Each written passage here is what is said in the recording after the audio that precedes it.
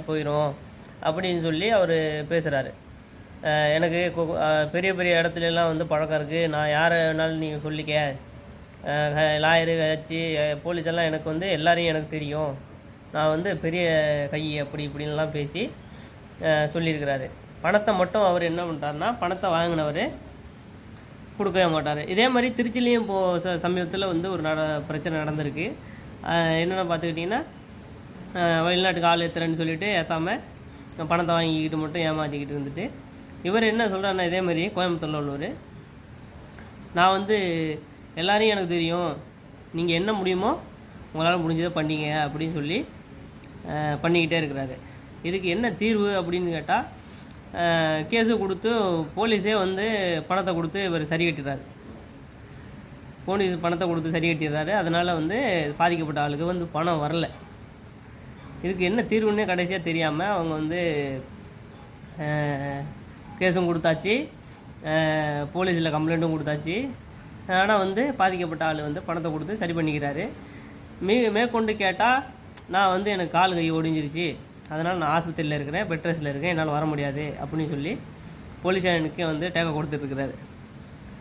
இதை வந்து எப்படி என்ன பண்ணுறது அப்படின்னு வந்து நிறையா வந்து அவங்க பாதிக்கப்பட்ட ஆள் வந்து லாயர்கிட்ட சொல்லிவிட்டு பணத்தை கொடுத்துக்கிட்டு 2 லட்ச ரூபா கட்டினது இல்லாமல் பயங்கர மன உளைச்சலுக்கு ஆளாகி மேற்கொண்டு இவங்க வந்து லாயருக்கு கேஸு, கோர்ட்டு கேஸுன்னு இவங்க பணம் கட்டுற மாதிரி ஆயிடுச்சு. வெளிநாடு போகிறன்னு ஆசைப்பட்டவங்களுக்கு கடைசியாக பிரச்சனை மேலே பிரச்சனை வந்து குமிஞ்சிடுச்சு. இந்த வீடியோ பார்க்குறவங்க, அதாவது இந்த ஃபோட்டோ, நான் அவரோட ஃபோட்டோ வித் அந்த அட்ரஸோடு நான் அனுப்புகிறேன்.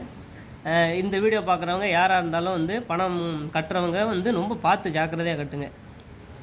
நிறைய பேர் இது மாதிரி குரூப்பில் வந்து ஆட் பண்ணிக்கிட்டு, அதாவது நல்ல ஏஜெண்ட்டும் நிறையா பேர் இருக்காங்க. அதில் வந்து 10% பார்த்துக்கிட்டிங்கன்னா இந்த ஃப்ராடு வேலை பார்க்குற ஆளுகளும் இருக்காங்க.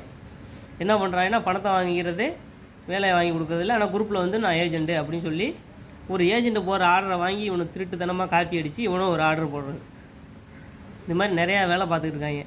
அவன் ஃபோட்டோ ப்ளஸ்ஸு அந்த, அதாவது ஆஃபீஸோட ஐடி, அப்புறம் அவன் கார்டு, இதன் மூலமாக எல்லாத்தையும் அனுப்புகிறேன். யாரும் தெரிஞ்சால் முன்கூட்டியே வந்து இது மாதிரி ஆளை பார்த்தீங்கன்னா கண்டிப்பாக இவங்களை நம்பி ஏமாந்துடாதீங்க. அதுக்காக தான் இந்த ஃபோட்டோ போடுறோம். இதுக்கு வந்து என்ன தீர்வுங்கிறதையும் நீங்கள் கமெண்ட் பண்ணுங்கள். பார்த்துட்டு நம்ம வீடியோ பிடிச்சிருந்தா சிட்டிசன் யூடியூப் சேனலை சப்ஸ்கிரைப் பண்ணிடுங்க.